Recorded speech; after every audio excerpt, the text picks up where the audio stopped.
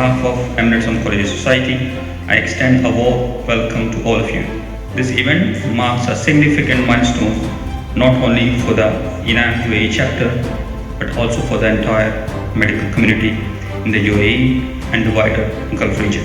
This partnership between US and INAM is an important step towards achieving these goals.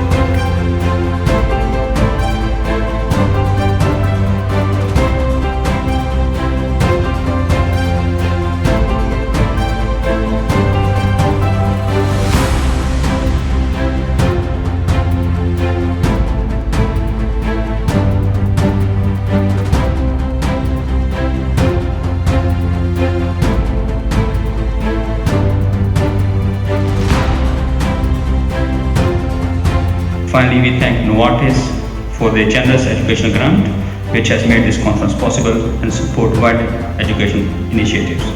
In closing, I want to congratulate INAM UAE chapter on this exciting first step, and I look forward to a fruitful collaboration and knowledge sharing that will unfold during this event.